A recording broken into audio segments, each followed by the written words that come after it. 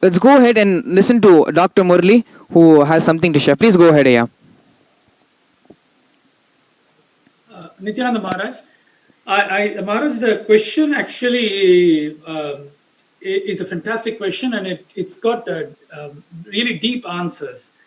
This is actually not an accident. This is by design of the modern society. Whatever has produced this modern society, in whichever way it is, this is the same thing contributes to sannyasis being not recognized, let alone not being recognized as superheroes. You know, there are so many murders of sadhus and stuff like that, mob lynching in the so-called Hindu majority India, which even doesn't, I mean, basically shows that they're not even recognized as humans, let alone superheroes.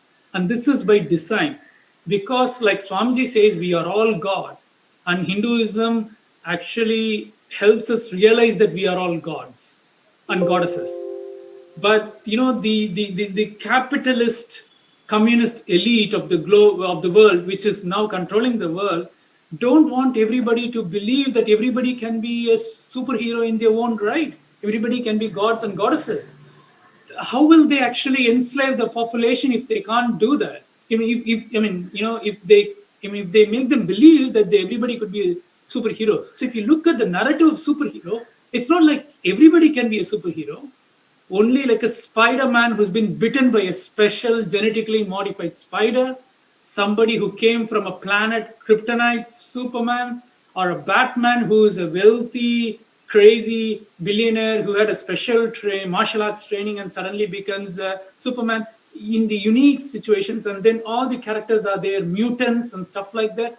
It is all people who have been somehow gifted by situation or nature or just came from somewhere. Only those few people. It blends in within this Abrahamic framework of only one person can have the word of God and enlighten you or give you good life. Only one person can reveal the word of God in their holy book. This is basically monopolistic, capitalistic. Communists also do that. It's just the reverse way. You know, only the elite, you know, who rule the Communist Party elite know the truth. The rest of all, the proletariat should be subjugated to the Communist Party elite rule, the Politburo. So this is basically the same. In the capitalism, it's the people with the power and money, or the money and the power. Here it is the people with power who control it, with the Politburo. So people think capitalism and communism are at odds with each other. They are not. Western capitalism is just the other side of communism and vice versa. So this is just by design. They want this kind of society. So they're promoting the ethos would automatically lead to things like this, you know, where they won't recognize the real people, because sannyasis have shown that an average person can become godlike, can become less needy, can become independent, wouldn't even need a roof under their head, you know, just can, you know, Parivarajaka Yatra, they can spend their whole life in Parivarajaka Yatra and still survive.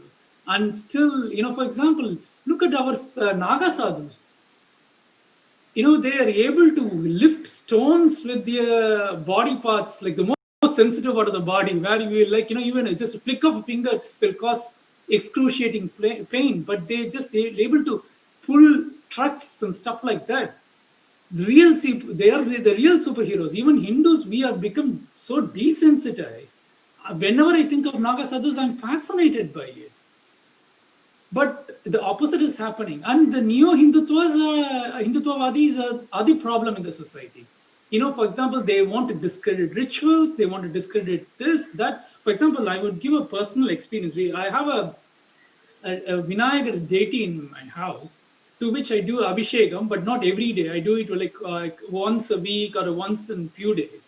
Once I had a bad fever, and I couldn't do the abhishekam that day, and that day was due for abhishekam. I decided the next day somehow I'm going to manage and get up and do it. And I did the abhishekam, and immediately my fever went away. And then I forgot that Vinayagar was the deity for Mooladhara. And I told to some people who knew about these facts as if it was some kind of miracle. And they said like, oh yeah, because Vinayagar is the deity of Mooladhara. So that's how he's the deity. Mooladhara controls the body temperature. And that's how you got cured. And I was so fascinated by how simple our science was. like just a 20-minute abhishekam just cured me of my fever. So this is the power of the signs of a normal that every normal person can feel. Similarly, every normal person can become a god and goddesses and become a superhero. And that is why Swamiji is being attacked, because he is taking this to the people.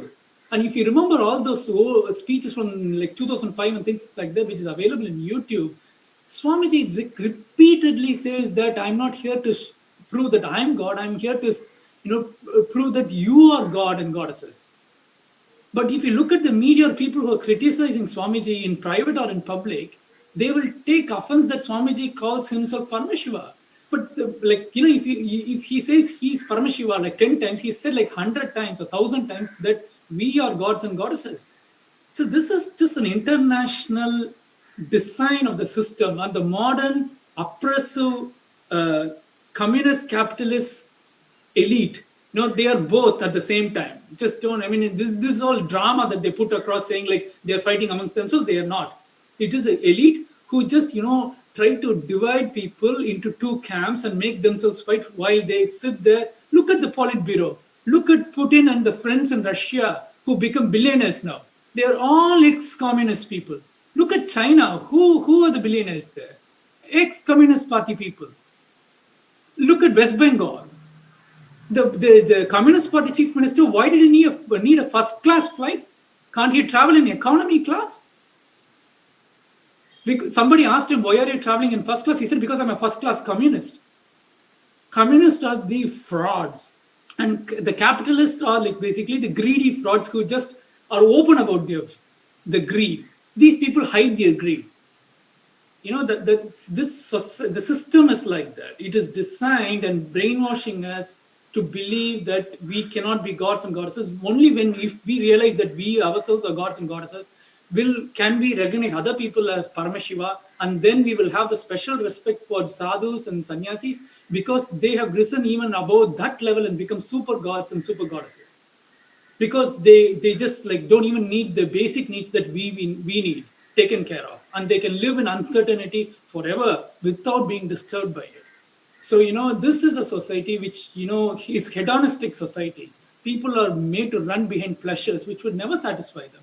Assume if I like ice cream, I have one ice cream. I'm happy when I'm having the ice cream. The moment after having the ice cream, I'm unhappy because of two things: that I cannot have more ice cream, and then the taste doesn't feel same. It doesn't give the same kind of satisfaction after I had a cup of ice cream. If I had a second cup, it won't be the same level of satisfaction. So if you run behind pleasures, you will be dissatisfied. But these people who want to rule over them want them to be dissatisfied. Only a dissatisfied person can be manipulated. So that is why Swamiji is being attacked so much.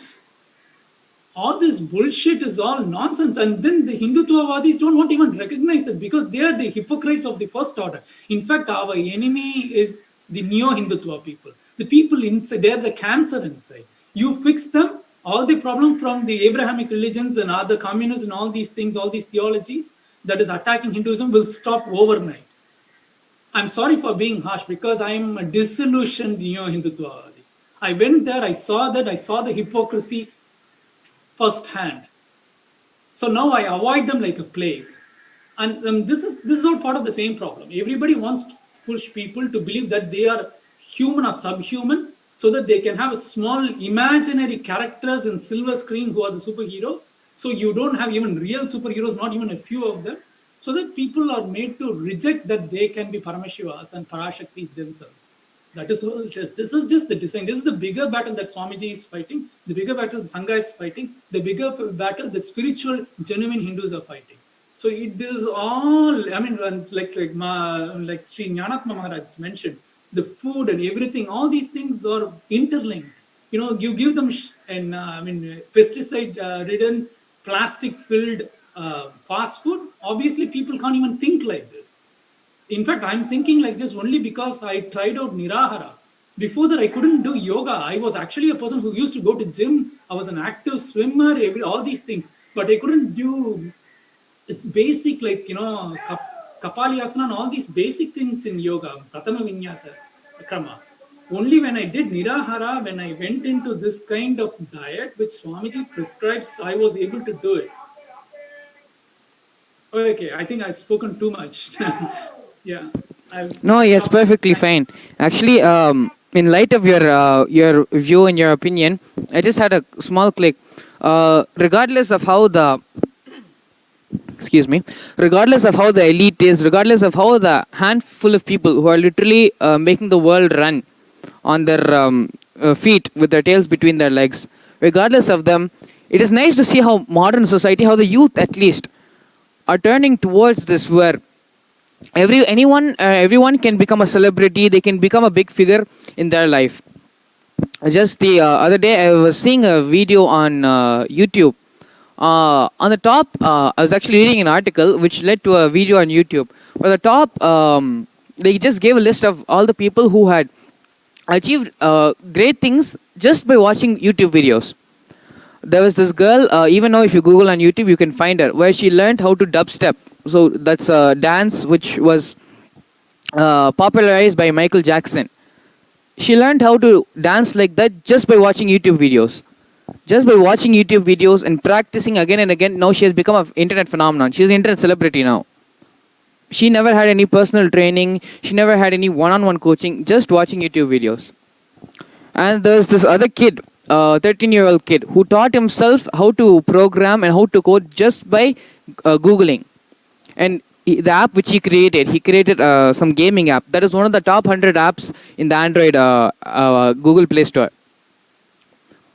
So modern society, pretty much 80% of all learning, all education can happen just by Google and YouTube. You just Google all the internet celebrities, all of them, they are self-made celebrities. They have worked hard and they have made themselves heroes in their life. Whatever may be the field in which they have done, that may be questionable, and that our opinions may vary.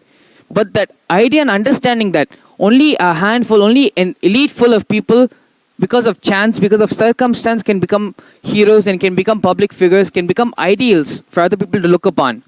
That is slowly starting to lose hold, at least on the modern society.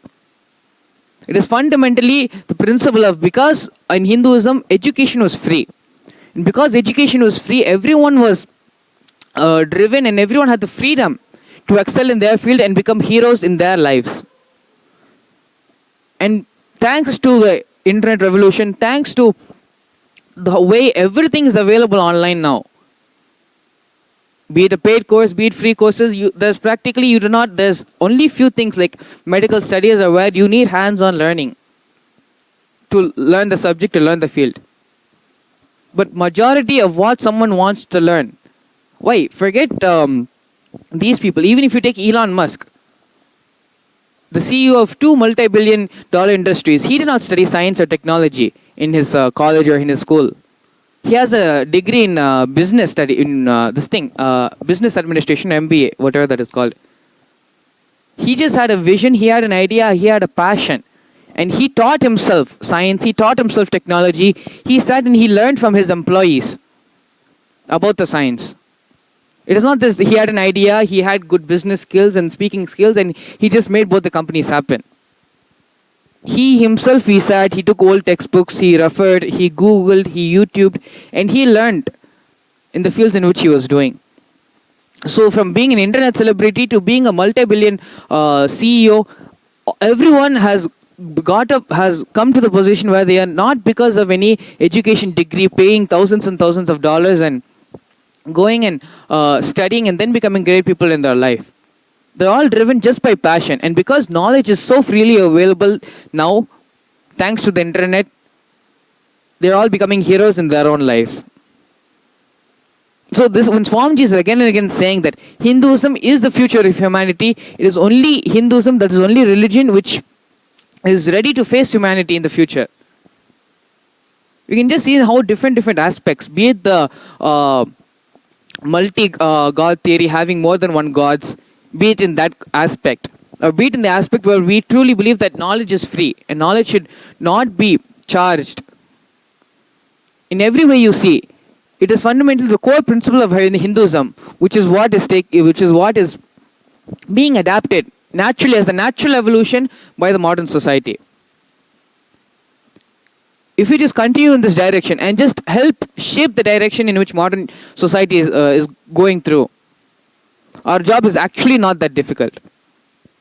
We just need to bring the right light, in the right way, in the right view, present about Hinduism, present how the whole world is being put into illusion just by a handful of greedy people. We'll be able to wake up the whole world. Yes, please go ahead, yeah.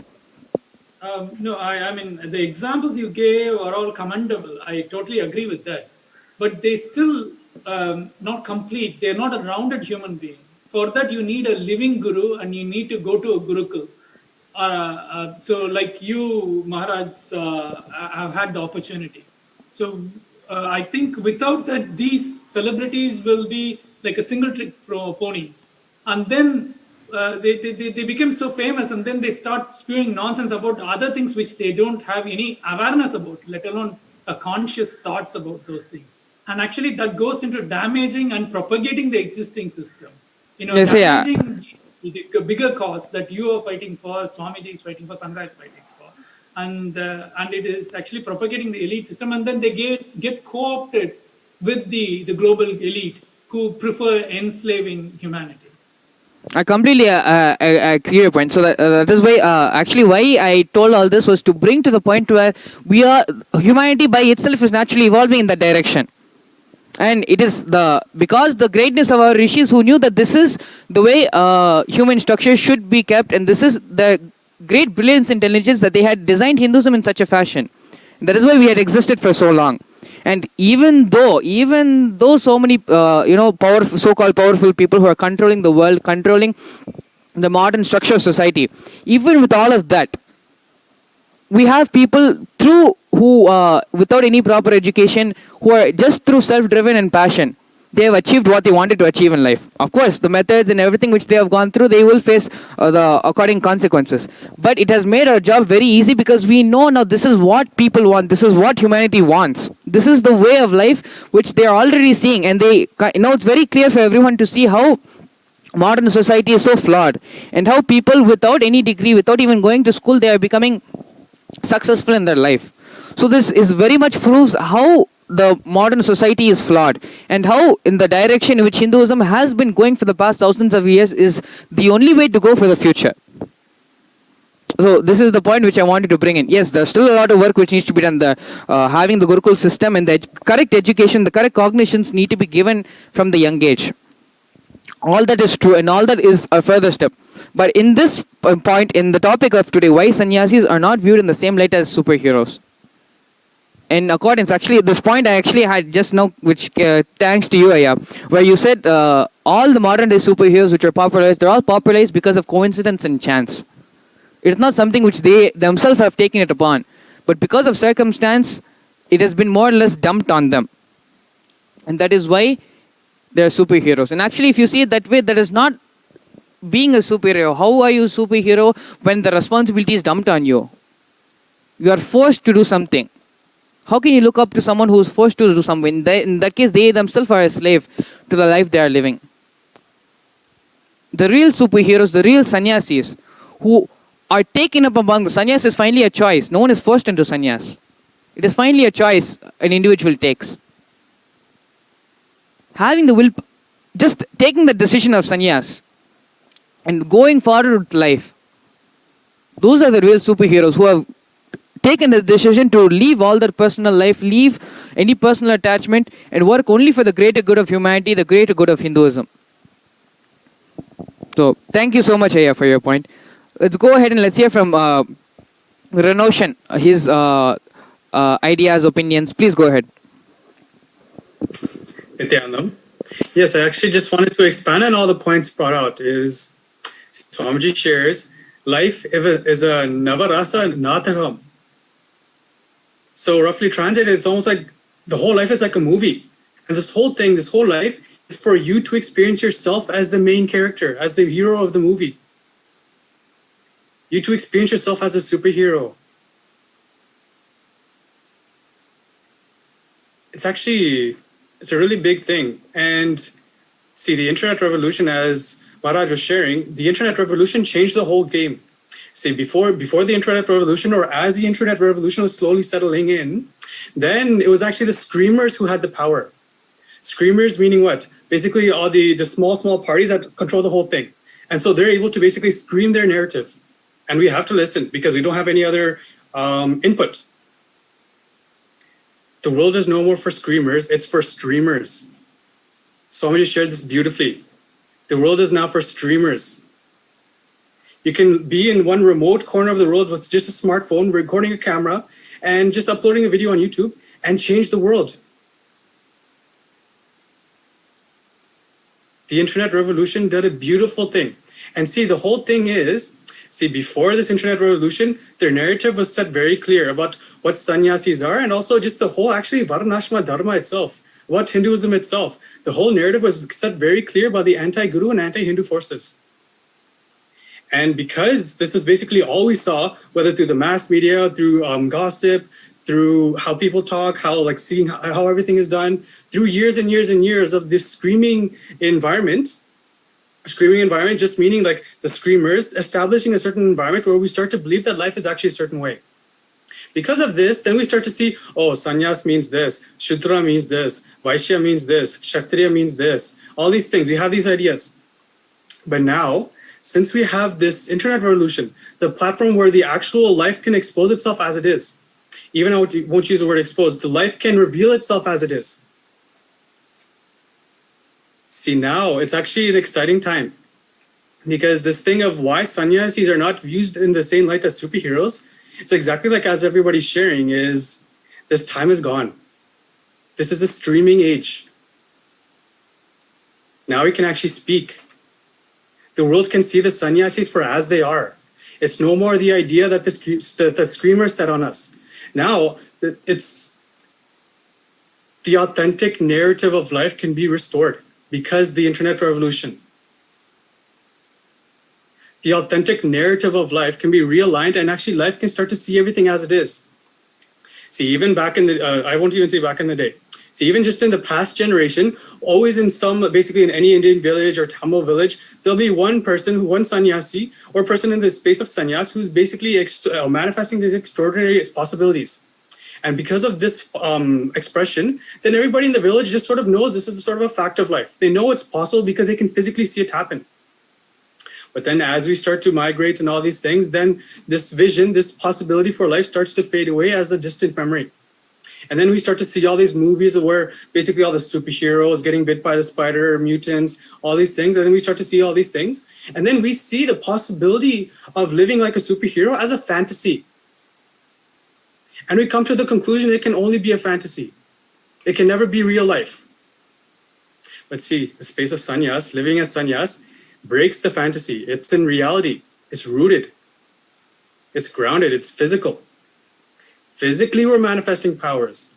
Physically, we're manifesting the possibility. And you can't question it because you literally see it in front of you happening. When you experience the body healing, you physically experience the healing. When you see the coconut move, you physically see it move. It's tangible. See, the whole narrative breaks. It doesn't have its ground anymore. So this internet revolution is doing a huge thing for sannyasis, actually. It's a very, I know I'm just going to be repeating myself at this point if I keep going, but it's just a space where I'm very excited about this internet revolution and how the space of sannyas and through this e-kailasa, sannyasis are changing the world. Swamiji is changing the world. The world is seeing Hinduism as it is. The world is seeing sannyasi, the sannyas sampradaya as it is. And really seeing what's possible as life. And really seeing that they can live as gods and goddesses.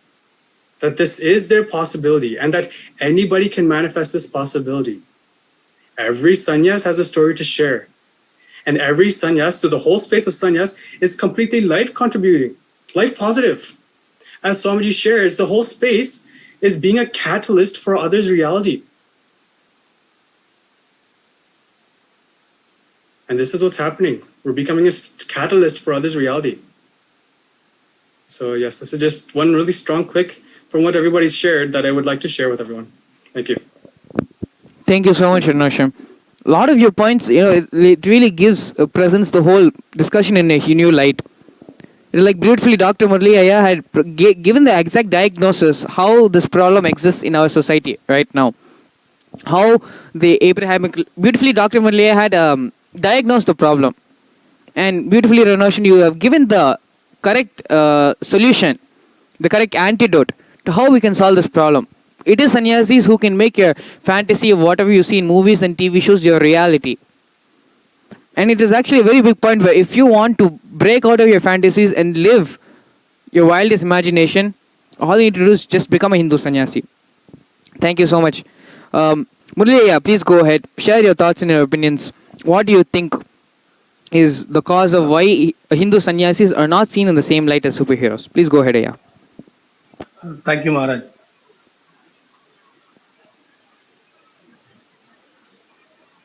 Now, thinking back, when we see, we always said we had a great lifestyle. We Hindu rishis had a great lifestyle, but we are not that today.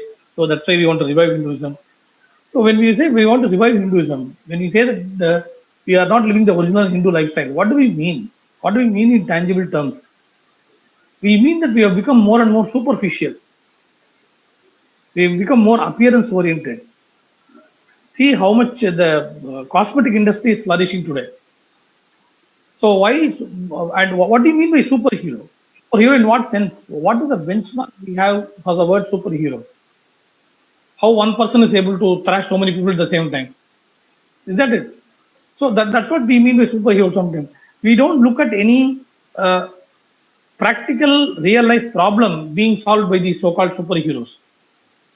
They have some punchline which is actually terrorizing the negative elements, or they are able to hit so many people at the same time. These are what are called superheroes.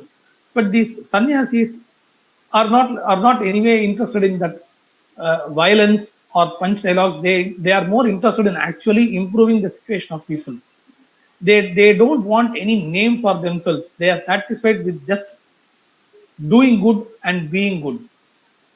So that mentality is what is lacking. That is why I think superheroes are given more importance today as compared to sannyasis, because they're not interested in getting that name. And whatever blessing and whatever nice things happens to us, the tendency today, the materialistic way of life tends to take things for granted. And as Swamiji says, we are not grateful to the source. So if only we are grateful to the source, this mentality will change. And one clip which I got from the whole speech which Doctor shared was really interesting. And one nice statement which I would like to repeat from what he said was, only a dissatisfied person can be easily manipulated. I think that is what is happening today. They make us feel that we are dissatisfied. Like dark skin is a problem. If your teeth are not aligned in a particular way, then it's a problem. So they want to manipulate our way of thinking into believing that only something is really nice, is something really good, whereas the truth is actually otherwise. Where whatever they are making us believe is only for their own ultimate benefit. Like even Maharaj once shared about the Colgate advertisement. Yes, I remember that. Once upon a time, Colgate used to say, "Are you still using only charcoal to brush your teeth?" And now that very Colgate is saying that my toothpaste, my tooth powder has got charcoal in it. So this is the way we manipulate the values that we once had. The capitalists and other people manipulate the values which people have for their own benefit. And now they are making us believe that we are actually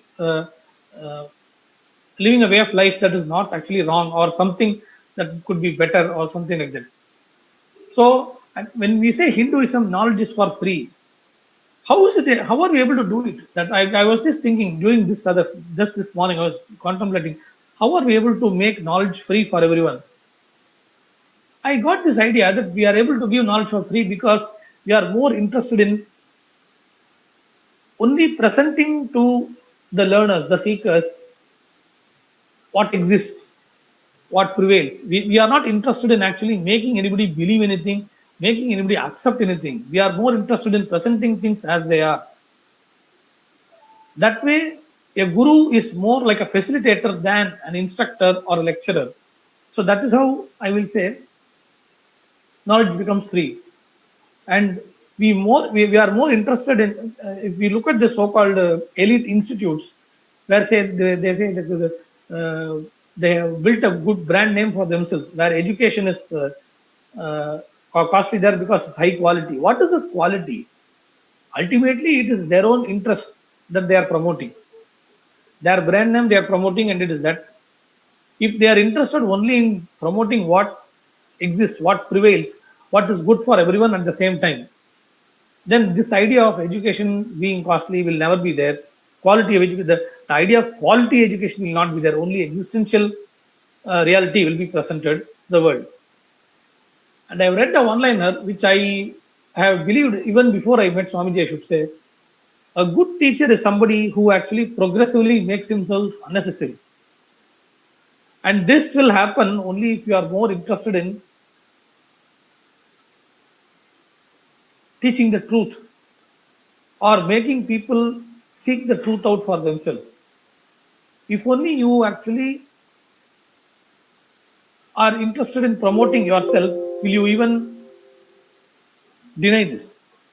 So why are saints not looked upon? It is mainly because of their appearance, and they are not deviated by the materialistic way of looking at things. So they seem to be very ancient for us.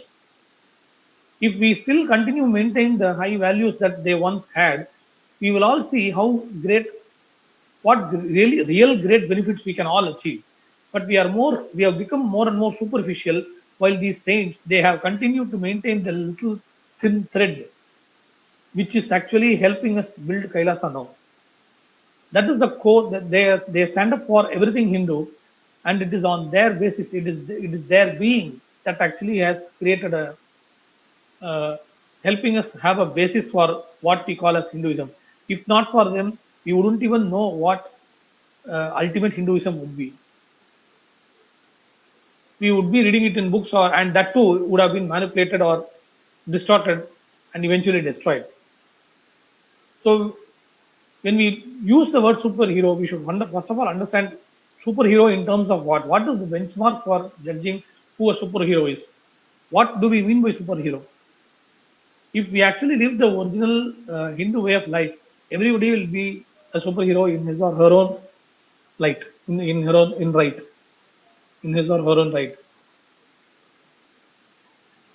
So we have to first of all define why do you call somebody as a superhero and why do you call some sannyasi? Just because they are not fashionably dressed, just because they are not fashionably they don't appear fashionable, doesn't mean they are ancient or doesn't mean they should be outdated or something. It is the values that they stand for should hold, and that if we are able to bring in today in the way of thinking, then I think this either the distinction between the superhero and sannyasi will not be there at all in one way, or if you lead the other way, then who we call a superhero will come to dub as they are nothing at all, and it is the saint way of life, the sannyasi way of life will be the ultimate uh, good, because the superhero may be pleasant, but it is sannyasis who are the ultimate pleasant. Because Swamiji always says, whenever you have something pleasant and something truth, always go for the truth because truth is ultimately pleasant. So sannyasi is the ultimate pleasant. So this can happen only when we first of all define what we mean by superhero and where the sannyasis are in comparison to that. Okay, so these are your definitions of superhero. These are the traits which you see in a person to call him a superhero. Now, can we compare these same ideas which we have, which we are able to see in sannyasis? Now, if you do that comparison, I will say these people are very much capable of whatever you see in superheroes. But the thing is, they are not interested in this, but they are interested in something much deeper, much larger. They look at life in a much larger perspective, deeper perspective, and they have a higher ideal to achieve. So only when you appreciate that, the higher values, how more altruistic they are than the superficial, selfish motives. Only then you will appreciate sannyasis when compared to the so-called superheroes. Whether it is any fictional character or even a person in real life. So, thank you. Thank you so much, Mulya. Yeah. So actually, just two things that actually clicked in me while you were sharing. So a point where you mentioned where many people do not take to Hindu sannyasis, but they take to superheroes. One of the reasons being about the fashionably being dressed, and that is actually a valid point where you said where it is more than just being fashionably dressed. It is about the space, the context, what you actually do in your life. However, you may be dressed. What are you made of? What have you contributed? How you live your life? Those are the real qualities of a superhero. But I wanted to say that our Hindu sannyasis and the Hindu concept of being a hero is not just limited to our ideologies, but even in our lifestyle. It is not more. It's just more than fashion. It's charisma, in a way. Let's take Swamiji. Swamiji is the ideal sannyasi for all of us. He dresses up more grandly, more richly, more fashionably than anyone else I've at least seen on this planet. And it's not just him. He makes all of us, as brahmachari, as a monastic member of the Nityananda order, he makes us also dress up fashionably and come and sit for be it a Vakyata Satas, be it a puja, whatever it is, he makes us we're also fashionably dressed as well. Unfortunately, I am 100% sure, pretty sure that we Hindus sannyasis were fashionably dressed. In Phuket in 2015 in December, Swamiji was sharing a story of how a jewelry piece, which you should know in the Madurai Adinam, each day of the year they have a particular jewelry set which they should wear. So they will not wear the same jewelry set twice in a year. They had 365 sets of jewelry just to wear.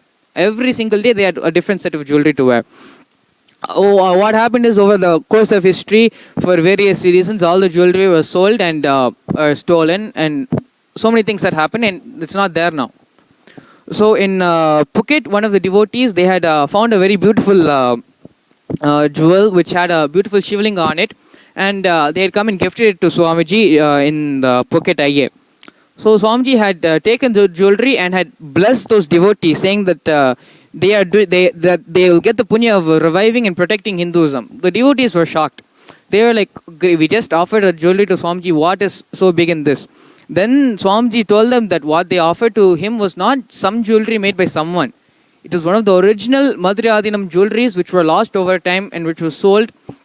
And they out of whatever happened, whatever the Leela Swamiji had played at that time, they had bought it and come and gifted it to Swamiji. And actually, if you go back and see the photos during the Phuket IA, Swamiji will be wearing a green beaded mala. And it is that mala which was originally part of the Madurai Adinam collection, which had been sold and lost. And almost every day, Swamiji had wore that piece during the Phuket IA. So these are like one of the many stories where we were extremely fashionably dressed. And we are made to believe, we are made to think that only the Western way of looking at dressing ourselves is really fashionable, very stylish and all that. It is not just that. It is. I think it's just more than that. Just that it is because of the low image which is continuously be put on Hindu sannyasis that it has become. What do you say? It's become an idea that only if you dress very meagerly you are a Hindu sannyasi, and that is completely not true. Yes. It's like the British before, if they wanted to kill a dog, they won't go and just chop off its head. First, they'll just continually say this is a mad dog, this is a mad dog, convince everyone that it is a mad dog. Then once they chop off its head, no one cared about it because it was a mad dog. Everyone thought it was a mad dog. It's the same way. We may build a huge Hindu sannyasi army, but when the public opinion, when everyone when people are continuously saying that it is a terrorist group, finally when the terrorist group is killed, no one will they'll allow it to be killed, and they'll be, oh, thankfully he killed the terrorist group. So more than the work we do when we build the Hindu sannyasis, be it the inner space or be it the outer space, even how many people even fashionably dress up, everyone has a very low self-image about themselves which prevents them from looking nice. which prevents them from being decent. You should have a certain image, certain inner image, a certain strength about yourself, a confidence about yourself, that you'll even look decently and look nice towards the public. And that is not something which everyone has. So even the jewelry, even the way of dressing up and the fashion sense of you is a way to build your inner space and have the confident inner space, confident mamakara about yourself. So that itself is a spiritual process and is in alignment in building the sannyasi and his identity about himself and about life. It is the fundamental truths which I'm very shocked how much they have thought through, and just for the sake of destruction, how much they have gone. Where even from the sense of being, how we even treat God as a stepping stone for enlightenment, or even the fashion sense in which we wear is just another spiritual practice to have the good mamakara and ahankara. In all of these senses, they have, without leaving a single thing, they have destroyed us completely. And building the sannyasis is one job, but at the same time giving them the social legitimacy. Social legitimacy is also very important, which I think we have never spoken about before in any platform. Not just the political legitimacy, but the social legitimacy as well. Where people know that sannyasis are held in a high space, in a high state. They're given the respect which is due to them. And all these stereotypes where sannyasis need to be beggars, they need to look very meager and beggarish. All these stereotypes need to be broken. And the world needs to see how real sannyasis are. Swamiji is being the perfect example of that. Not only being a fashion statement, but a fashion statement according to the Agamas and according to the Vedas. Saying this is not something which I'm inventing. I'm just reviving what is already there in the scriptures. So that is a very important part which we need to keep in mind here. This is the way we live. This is the Hindu lifestyle. Not just the king and queens, even sannyasis dressed royally and richly.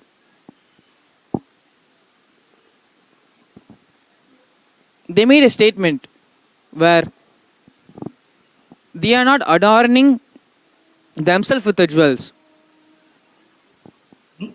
Swamiji beautifully says, it is not the gold, it is not the Rudraksha which is decorating the gold, it is the gold which is decorating the Rudraksha. In the same way, how the supreme pontiff of Hinduism, is kept in the respect of the silver throne, of the golden throne and all the golden jewels. Our very ideal, our very lifestyle is very different. It is in this same light we need to bring back Hinduism, we need to bring back the the real sannyasi sampradaya, and show everyone how sannyasis are the real superheroes. So this is all I have to say as of now. Anything anyone else wants to add before we conclude for today, please go ahead now. I'd like to actually thank all of you for having a very good Vakya Sadhus today, very healthy Vakya Sadhus today. Thank all of you, and actually a lot of clarities I had actually right now having this discussion with all of you. So would like to thank all of you just for having healthy Vakya Sadhus. Maharaj, one interesting fact, which is actually, nothing serious actually. I identify a live satsang from an alive satsang by looking at, this jewelry or this style Swamiji has not done before, so it must be live. So it's quite handy actually for day-to-day purposes as well.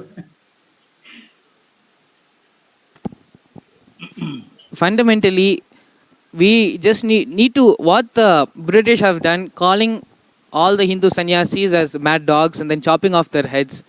We need to do the opposite work of that. One side, while the Hindu sannyasis are being built for the Hindu nation, the other side, they need to be given the social legitimacy as well. Not only for the sake of inspiring the Hindu sannyasis, but also it is the real protection, giving them the social legitimacy, so that they have a place in society. They are respected for the contribution they are doing to the world. And this is just another point which I'd like to add. So Yes.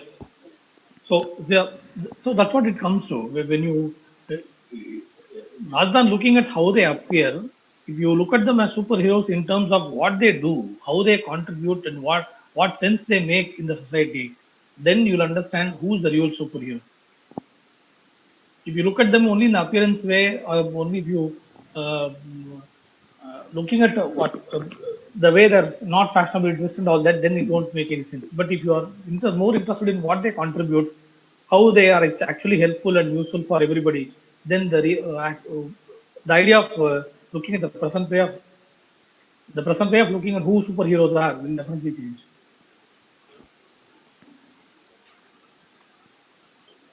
So I think it's We need time. to define the term superhero in a new way, all over again. I think Swamiji is already doing that job, giving the new definition for a superhero. Who a superhero really is. Actually starts with that. Who a superhero really is. A superhero, a person who contributes to your life, a person who you can look up to as an ideal. And a path in which you can also follow and become that ideal as well. He was trolling actually actor Vijay once. என் பேச்ச நானே கேட்க மாட்டேன், உன் பேச்ச நீயே கேட்க நீ எப்படி தளபதி? He was asking.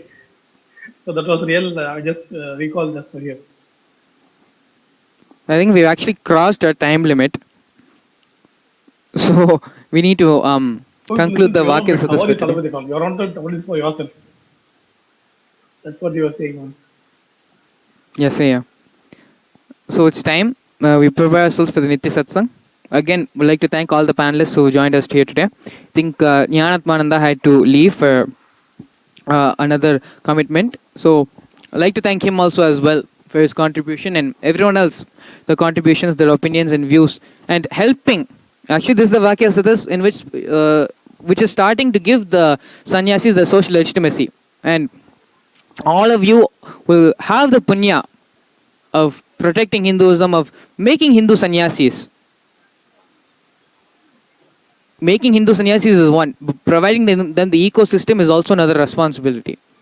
And this Vakyata Sadas is a stepping stone for that, where we give the legitimacy for sannyasis and give the space, create the womb and ambience, the incubator for them to happen. Thanks all of you so much for joining the Vakyata Sadas today. So with this, let's enter into the Nitya Satsang. Prepare ourselves. Please sit with your head, neck and spine in a straight line. Bring your awareness into your Anandagandha. Close your eyes.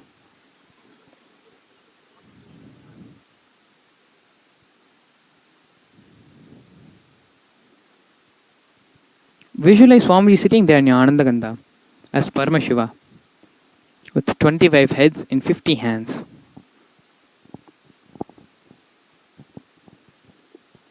Now, allowing the mantra to vibrate throughout your entire body, please start chanting the Mahavakya. Om Nityananda Paramashivoham. Om Nityananda Paramashivoham.